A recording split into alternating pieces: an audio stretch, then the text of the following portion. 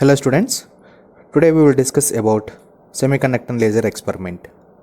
The aim of the experiment is to determine the wavelength of laser light which is coming from the given laser source. So now we will see the apparatus required to perform this experiment. First one is laser source and next one diffraction grating and third one screen and a scale. Now what is the principle? The wavelength of the laser radiation can be determined by using a diffraction grating having capital N slits per centimeter. When light rays are incident normally on a grating, a diffraction pattern with the intensity maximum and minima will be observed on the screen with gradually diminishing intensities of maxima in various orders. So I will show you after switching off the lights, and the formula you can see on the screen. Wavelength is equal sin theta by capital N into small n centimeter or angstrom, where theta is diffraction angle and lambda is the wavelength of the laser light and small n is the order of the spectrum, capital N is the number of lines per centimeter. So here we have 2500 lines per inch. If we convert it into lines per centimeter, 2500 by 2.54 lines per centimeter. Before going to perform the experiment, I would like to give some theory about the diffraction of light. So what is diffraction? So diffraction of light is nothing but bending of light around the corners or edges such that it spreads out and illuminates areas where a shadow is expected. If you see, a silver lining which we witness in the sky is due to the diffraction of light only. Because when the sunlight passes through or encounters a cloud, a silver lining is seen in the sky. It can be defined in another way also. So when a white light is passing through a narrow slit, the white light will spread and it will form multiple colors. Okay, so this is also one of the definitions of the diffraction of light. Okay, so now we will see the examples for the diffraction pattern. The effects of diffraction are also often seen in everyday life. The most striking examples of diffraction you can see on the screen. So the light which is bending at the corners of the door is a best example you can see, and others also you can see. These clouds we already discussed. The fact that light exhibits diffraction is a proof that light has a wave properties. So on the screen we can illustrate the diffraction pattern with two different sizes of aperture. So you can see from the figure that the extent of the diffraction depends on the width of the gap compared with the wavelength of the light. So the greatest effect you can see when the wavelength of the light is about same size as the aperture. In general, the geometric optics it will predict that this kind of a single slit setup will produce only a single bright when it passes through the slit. But in fact, in reality, this will not happen. When light passes through the slit, it will produce a diffraction pattern, as you can see on the screen. Even when it is passing through the two slits also, it will not produce only the images of the two slits. There is a diffraction pattern and it will produce alternate dark and bright bands with reduced intensity, as we have seen on the screen. So this is what really happens when light passes through the slits. This diffraction pattern can be explained with the help of the Huygens theory. So according to him, all the points on the wavefront could be regarded as a secondary disturbance, which gives rise to their own outward spreading circular wavelets, which you can see on the screen also. So the tangent curve of the wavefronts produced by the secondary sources gives the new positions of the original wavefront, and these new wavefronts which are producing from the sources or from the single wavefront, first wavefront, they will interfere constructively and destructively as per their positions. So in this way, here interference pattern as well as diffraction pattern, both the patterns will occur. So the diffraction pattern can be clearly explained with the help of the Huygens theory. Actually, it is very hard to separate diffraction pattern and interference pattern are phenomena because both occur simultaneously. So here we will see few differences between interference and diffraction patterns. For example, in interference, the superposition of waves occur. Here the superposition is due to the two separate wavefronts which are originating from the two coherent sources. You can see from the figure also. Whereas in diffraction pattern, the superposition is due to the secondary wavelets originating from different parts of the same wavefront. Okay, so this is as per the Huygens theory, you can understand this. And in interference, the fringes normally will have equal widths, whereas in diffraction, the width between the fringes never be equal. And in interference, all the bright fringes have the same intensity. And in diffraction, the intensity of bright fringes usually decreases with increasing the order of diffraction. And finally, in interference, all the dark fringes have zero intensity, completely zero, they are absolutely dark. But whereas in diffraction, the intensity of dark fringes is not zero. Okay, so these are the few differences between interference and diffraction. In fact, both occur simultaneously. Now we will see single slit diffraction.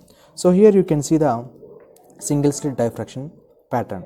So here one important thing is that if you see the figure, when a wavefront is incidenting on a slit, okay, so we know the diffraction pattern will occur, and you can see the diffraction pattern on the screen. Here on the screen, the central maxima, you can see one peak there, that is called central maxima, which is occurred at the center of the screen. So because this is due to the direct rays which are coming from the slit, whereas with increasing the order of diffraction, you cannot find this much intensity of bright or dark fringes in diffraction pattern, because with increasing the order of the diffraction, the intensity of the peaks decreases, the intensity of the light decreases. This is due to the curves, the other parts, they have to travel more distance. Okay, so means the path difference is more in case of the single slit diffraction, which are occurring around the central maxima. And you can see the condition for the minimum is, if A is the slit width, okay, so A sin theta should be equal to order of the diffraction into wavelength. So that is the condition for minimum. And if you see here, this is just for understanding I am giving this much details are not required, but just for understanding I am giving. So you can see when a constant phase difference between the successive amplitude elements rotates them into a circular arc. So in this way the central will give you the maximum intensity, and with increasing the order of diffraction around the central maxima, the intensity found to decrease. See how much it is decreasing, you can see it is around 0.405 times of the intensity of the maximum at the center of the peak, which is full width of maxima, and with increasing the order in the first order, it is 0.045 times of the first order central maximum intensity, right? Now we will see what will happen when there are two slits. Okay, so on the figure you can see when the incident plane wave incident on the two slits, you can see the diffraction pattern on the screen there. So the pattern formed by this interference and diffraction of a coherent light is different for single slit and double slit. The single slit intensity envelope is shown by dashed line here, and that of the double slit for a particular wavelength and slit width is shown by the solid line. Okay, you can see this. You can see that the drawing is not to the same scale as the photographs, but the breaking up of the broad maxima of the single slit pattern into more closely spaced maximum is evident here, right? So the number of bright maxima within the central maxima of the single slit pattern is influenced by the width of the slit and also separation of the double slits. Here I just want to show you how the output appears when there are increment in the number of slits. Okay, so if you see here, single we have seen, double slit also we have seen. You can see on the screen 3 and 5 slit diffraction patterns. So what you are observing? You are observing more number of peaks within the peak of the single slit diffraction peak. Okay, here the interesting points I will tell you. So the progression to a large number of slits shows that a pattern of narrowing the high intensity peaks and a relative increase in their peak intensity also. So right, so with increasing the order of diffraction, you can observe that the intensity is increasing and the peaks becoming narrower and narrow. So this progresses towards the diffraction grating. Actually, that is our main target, with a large number of extremely narrow slits. This gives very narrow and very high intensity peaks that are separated widely. Since the positions of the peaks depends upon the wavelength of the light, this gives high resolution in the separation of wavelengths. So this is one of the important points, and now you can see the grating intensity equation, how it will increase with increasing the order of diffraction. This is the required expression. So capital N is the number of slits. With increasing the number of slits, the intensity also increases. So as I said, when there is a need to separate light of different wavelengths with high resolution, then diffraction grating is the most often the tool of choice. So this superprism aspect of the diffraction grating leads to application for measuring atomic spectra in both laboratory instrument as well as in telescopes. A large number of parallel closely spaced slits will constitute a diffraction grating. So the condition for maximum intensity is the same as that for the double slit or multiple slits. But with a large number of slits, the intensity maximum is very sharp and narrow. So we have seen already in earlier slides figures, we have already seen that. So this will provide high resolution for spectroscopic applications. The peak intensities are also much higher for the grating than for the double slit, 3 slits and 5 slits. On the screen you can also see a student grating. So this I will show you in the next section. Okay. Before going to perform the experiment, I would like to show you what are different types of gratings we are using in the laboratory. You can see here, this is one of the diffraction gratings. You can see there are 100 lines per millimeter. Means in 1 millimeter space there are 100 lines. And if you see here, this is having 2500 LPI. LPI means lines per inch. Means in 1 inch space. In 1 inch space there are 2500 lines. And if you see another one, in this grating we have 15,000 lines per inch. Means in 1 inch we have 15,000 lines. Here lines nothing but slits. Okay. So these are the different types we are using in the laboratory. So in fact you can take any one, this 2500 or in market 5000 lines LPI gratings also available. Okay. So now we will see one by one how they are producing the diffraction pattern. So let us take this one because both are same. So let us start with the one. I am putting this on the grating stand. Okay. So now without grating you can see there is only one direct spot which is coming from the laser on the screen. And see now, so I am inserting this. Now you can see the beautiful diffraction pattern on the screen. Okay. Here this is the central maxima and this is first order on both sides and second order on both sides, similarly third order on both sides. If you switch off lights you can see the beautiful diffraction pattern up to 6-7 orders. Okay. Now I will change this diffraction grating. So earlier we have inserted 100 lines per mm1. Okay. So now I am putting 2500 LPI diffraction grating, which will give you same kind of diffraction pattern. Means the distance is same, you can see here. Okay. So this is same. Now I will change this 2500 LPI grating with 15,000 LPI grating. Now you can clearly understand the difference. See, earlier the lines are very near to the central maximum. Now you see this is having 15,000 lines per inch. You can see here, I will show you. See here 15,000 LPI. Okay. So now we will see how the diffraction pattern is going to change on the screen. See now. So this is central maxima and that is the first order maxima on one side, this is first order maxima on another side. You can see how far the first maxima is from the central maxima. So this is the difference between different gratings which is having different number of slits. Okay. So to perform this experiment in our laboratory, in general we will use 2500 LPI grating. Okay. So this is 2500 LPI grating. So this is the diffraction pattern you can see on the screen. Now I will show you how to take the readings by using the tabular form. Okay.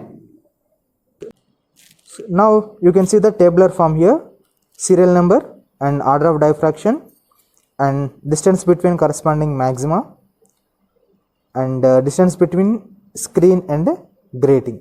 So from this you will get the tan theta, theta and finally wavelength. So first of all we have to fix the distance between screen and grating, which is small d. For small d, which is the distance between screen and the grating, so you fix the distance to let us say some 60 centimeters. 60, 70 you have to vary this. So initially you fix it to 60 centimeters. See, this is the pattern, diffraction pattern. So you can see the central one is called central maxima. So and either side of the central maxima you can see the first order. Okay, so you can see the second order, third order, fourth order also. And if you clearly observe this, you can find that with increasing the order of diffraction, the intensity of the spots is found to decrease. So now you have to measure the distance between first maxima, second maxima, third maxima by using a scale. So we will show you how to take the readings. Now when you are taking for first maxima, you see the distance between two first orders on either side. So the value is approximately, so it is approximately 9 centimeters. So you note down this value 9 centimeters on your table. So this is 2x. So from this 2x you will get x also. Now we will go for second order by keeping the small d 60 centimeters. So now you see this is second order we are taking now. So from second spot of one side to the second spot of another side. So the distance is approximately 18 centimeters. So you note down 18 centimeters as 2x value for second order in your table, and from there you will get the x. Similarly you can take for third order and fourth order also. So now you vary the distance between screen and grating to 70 centimeters.